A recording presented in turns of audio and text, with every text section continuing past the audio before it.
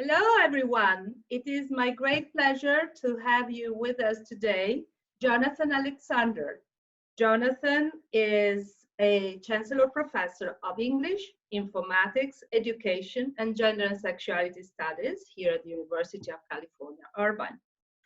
And as his Wikipedia page tells us, his scholarly and creative work is situated at the intersections of digital culture, sexuality, and composition studies. You also get to know him a little bit better because you see that he was born and studied and raised in Louisiana. And today I believe he's going to demo a recipe for us, which is probably the Louisiana national dish, namely a chicken sausage and okra gumbo. But the other interesting thing is that he's going to do that with his mom, Sophie, I believe. And this is just perfect because tomorrow is going to be Mother's Day. So I'm super excited and happy to have Jonathan Alexander and his mother, Sophie, with us today. Jonathan, take it your way. Thank you, Annalisa. It's really good to be here. We appreciate you zooming in to our home so that we can share with you a recipe that I grew up with, that my mother has been cooking for most of her life. And certainly that's something which seems like real comfort food to me. So Mother, I'm trying to think, when did you start cooking gumbo? When I came here to California. Oh, when you came here to California? No, I remember eating gumbo in the New Orleans area with you a long time ago. Yeah, probably 30 years ago. 30 years. But we didn't make it a lot because our little family didn't really eat it a lot. Oh, interesting. Okay. Yeah. What I remember growing up, we had gumbo. You had all the time. Yeah. But I remember you would make it sometimes, or your sisters would make it and drop it off, and then we would eat it. So, yeah. It was the first time I ever had okra, which is a very popular vegetable. Really, you love okra. I love okra. Yeah. And Mac loves okra. Yeah. I never tried it, so I'm curious to see it, and tell us more about that as you use it for your dish. This is okra. Yeah. Okay. It's a different okra than what I grew up with. We always had the long okra. So this is a little shorter here. This is probably from California. Yeah. But you know, it's seeds inside and kind of a very, very moist flesh. And it really does sort of break down a bit when we cook it. So let me actually tell you a little bit about what we've been doing. When I was growing up, it was not uncommon at all for Mother to start cooking really early in the morning. You would put the red beans and rice on very, very early in the morning. If you made a sauce of any kind, you would do that. Yeah, very, very early. And so we actually started cooking at 10 o'clock, an hour before we started Zooming with you. And we've done several things to prepare because we're going to set this to slow cook for most of the days, so for a good 6 hours. So we started by, well, I guess Mother started by chopping stuff. And one of the basic things that the Trinity, this goes into a lot of Cajun cooking, and they call it the Holy Trinity. It's chopped onion, chopped bell pepper, and chopped celery. And this is a very, very typical base for a lot of different kinds of Cajun cooking. So we did that. Mother's going to chop the okra in a little bit. She's already chopped some sausage, which is great. We actually can get andouille sausage at times. I don't know that we've been able to find it since the pandemic started, but there are places in the area where you can get actual andouille sausage. Mother has just now finished searing the chicken legs. So we only sear those for maybe about 10 minutes or so, 5 minutes on each side. She had put them in a little bit of salt, pepper, and cayenne as well, just to give it a little bit of kick. Now we're gonna move those into the crock pot.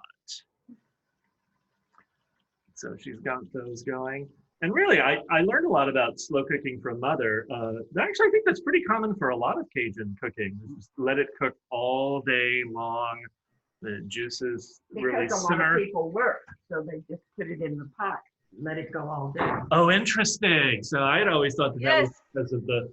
because of the cooking food, but it's really interesting to think that that's actually probably something that people did as working people. You know, that way they would have their meals ready for them in the evening when they got home. I love it. So That's perfect and fantastic. So tell us a little bit more about the mixed origin of this dish and, you know, the cultural influences. you know, the interesting thing about a lot of Cajun food is that it emerges out of an intersection of a lot of different cultural influences in South Louisiana. Notably, of course, the French influence, you know, so there are a lot of sauces, heavy sauces, but also a very profound Spanish influence. We could remember that Louisiana was both a French colony at different times and a Spanish colony as well. And so there are definitely Spanish influences. The introduction of tomatoes often marks a really important Spanish element to the cuisine. But there's also a lot of Caribbean flavors as well, and the real mix of Caribbean flavors, the various peppers and things of that nature often come from a Caribbean influence. And it's a rich melange of food that really represents the incredible mix of cultures in that area. Rice is a staple for all of it. We're not going to make rice this morning. A little bit later in the day, when we're ready to eat the gumbo, we'll make a few cups of rice, and gumbo is traditionally served over rice. I actually grew up mostly eating rice. I had to leave Louisiana to learn that most other people in the country ate potatoes. It was their primary carb. I mean, I had French fries, but I really didn't. Yes, yes. They ate more rice than I still prefer rice to potatoes.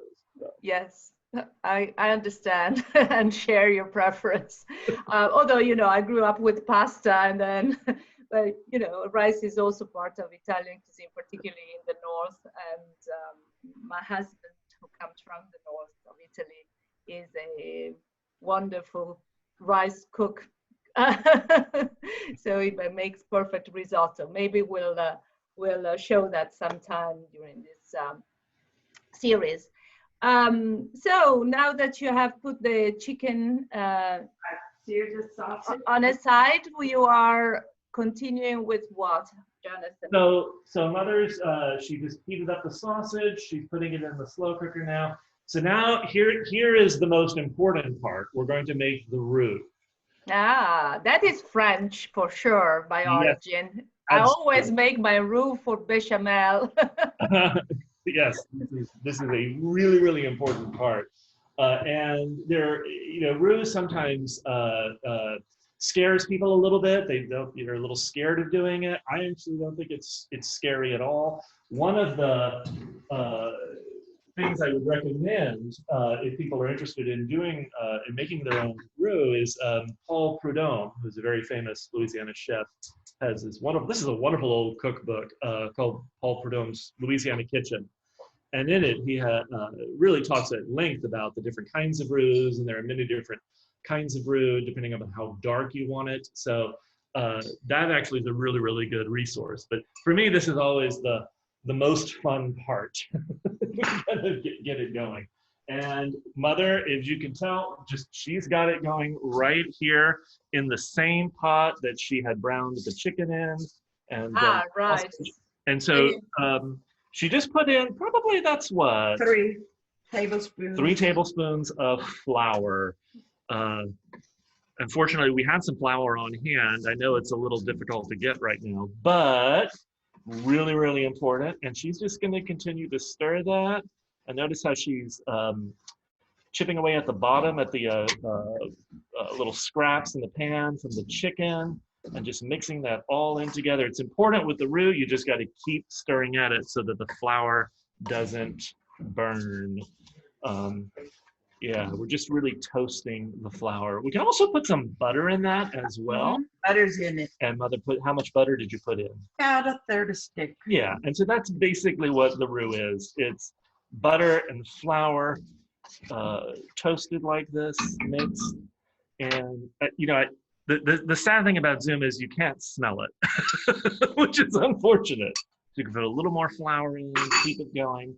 And this is really, it's an amazing thickener. And it also puts in a lot of flavor. And I think you're right, Elise, it's a real French thing. It's this thickness, this flavor, the thick sauciness of it is really, really good. And especially with all of those pan drippings, which already have salt, pepper, a little bit of cayenne pepper as well, some of the chicken flavor, sausage flavor. It's going to be good. It's going to be very rich because you are mixing it with the juices of the meat. Yeah, and everything else. It's great. So we're going to get that going, and then we're going to put the Holy Trinity, our chopped bell pepper, onion, and celery into it. And just start cooking those up a little bit. Put those in. Also about the roux for the gumbo, since the gumbo is more liquid, you have to be careful how much flour you add to the roux. Don't want it to be too thick. You don't want it to be too thick. Right. Yeah. So it has to be a quite loose one and liquid. Yeah, that's great. Yeah, obviously changing the quantity of flour, we can make it thicker or less thick. Then, with bechamel, obviously you want a thicker one, but I can see that one is more liquid. Yeah, a little bit. I mean, it's right now I'm just working on getting a color. Yeah, we're trying to clean it up a little bit, and they can get really dark depending upon how much you wanna cook them. Obviously, she keeps stirring it so that it doesn't burn. Probably get it a little bit. I like them golden, a little bit golden colored. This one's still a little on the yellow side, so we'll let it cook a little bit more and get some golden stuff. So. It looks great. I wish I could be there to smell it and even to taste it, because I have to confess that I keep tasting my, the dishes as I prepare them. I'm sure. This is one of the reasons why I love slow cooking too, because inevitably during the day, once we put this on, we will probably won't eat it till like 6 or 7 at night. If I leave the house and then come back, you just get this amazing aroma. And just you realize something's been cooking, something good has been cooking. So it's starting to darken. Yeah, see, it is a little bit darker now, which is nice. It looks great, Mother. Yeah. It's funny because while I remember eating, especially chicken and okra gumbo growing up, I think Mother's probably right. We really didn't start making a lot more gumbo until you moved here about 3 years ago. Because I loved eating it. So I could warm up. I was freezing when I first came here. I know. Mother moved here from the Gulf Coast, and she found our California paradise a little chilly. Well, today a friend of mine who's also an academic that moved from Southern California to Connecticut told me that it was snowing. It's appalling. It shouldn't be snowing in May. Yes, I heard. Yes. Apparently it does snow like that. All right. So here we go, putting the Trinity into the roux. It's gotten darker. Look at that. You see how darker it is? Thicker. A little bit darker, a little bit thicker. It's beautiful, Mother. Wow. This all is great. I love it. It's interesting. I put an onion in everything I cook. I love cooking. Well, with social distancing at this point, we have no issue with that. I have no reason. Onion and garlic. Oh, Mother, garlic. You want to use some garlic? Yeah. All right, let's do that. Now you need smell-o-vision. Yeah, we need smell-o-vision. I'm going to run and get some garlic. And so we're gonna cheat a little bit on the garlic. So we get the jarred garlic already chopped up for us. Yes, yes. All right, how much do you want, Mother? That's plenty. Oh yeah, like a big heaping tablespoon of that. Yeah. Oh, I forgot. What? The jalapeno pepper. Did you put that in there It's too? in there. Ah, we totally forgot. So our Trinity. Trinity has an extra guest. We've added a jalapeno. So one jalapeno. Generally, we take out a few of the seeds, so it doesn't, because all of the spiciness in the jalapeno is in the seeds. Absolutely. So we take a little bit of some of the seeds out, so it's not blisteringly hot. But I think I really learned to love jalapenos when I lived in Colorado. My first academic appointment was in southern Colorado, and I loved the peppers, all of the peppers of the Southwest. So I put a lot of jalapeno in nearly everything, and so it's a nice little addition to the gumbo as well. Yes. All right, so I'm gonna help. Let's see, you got it? All right. Boom, there it is. Excellent. Wow. So we just dumped that right in there. Mm-hmm. And then we're also gonna cover that. Well, we're going to add the broth. Yeah, we're gonna cover that in about 4 cups of broth. You can use chicken or vegetables or water even, Yeah, because we will probably be adding a little water to it. yeah, we'll monitor it all day. And if it starts to thicken up too much, we'll just add a little extra water to it. But we still have to add the okra, so water will be necessary. Yeah. So the okra we're not going to put in right away because it's a fairly delicate vegetable. And if we put it in right now and cooked it for 6 hours, it would just disintegrate. Mm-hmm. And so what we want is for the okra to be a little soft, but still have some texture to it. Set your time. Yeah. So let's go ahead and just set the time. So like I said, we usually do 6 to 7 hours. I did 4 to start because Yeah. I did the chicken a good bit. You did, that is true. Yeah. So, but I think this is the kind of thing that it can't hurt for it to cook, for a full 6 to 7 hours on low. If you wanted a faster version of this, you could just do it on the stovetop in a Dutch oven and maybe let it simmer for an hour on low. Just do the exact same thing. Brown the chicken, make the roux, put the Trinity and anything else you want into the roux, reinsert the chicken, sausage, put in the okra, and let it sit in a Dutch oven for about an hour or so on low. Would be probably just as good. It would be perfectly fine if you wanted something a little quicker. I mean, I think we prefer the slow cook because it's just gonna allow everything to really meld together in a wonderful way. So thank you so much. And then after 6 or 7 hours of slow cooking, then you serve it with rice. What kind of rice are you using? And how do you prepare it?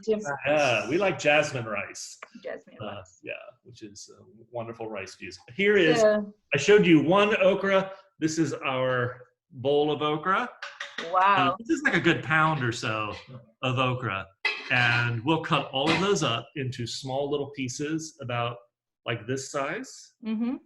And I would say, Mother, probably about 2 hours before, maybe 2.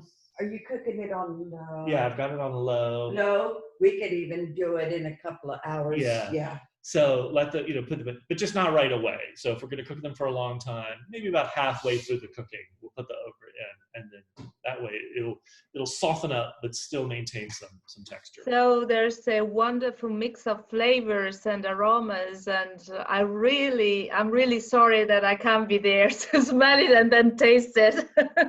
We'll have you over when the pandemic is hopefully receding, and you can taste some of the gumbo. Thank you. I can't wait. So thank you so much for being with us, Jonathan. Thank you, Sophie. If we can show Sophie. Thank you for cooking with us. And I hope everyone will enjoy this wonderful gumbo. Goodbye and enjoy. Bye-bye. Bye. Bye. Bye.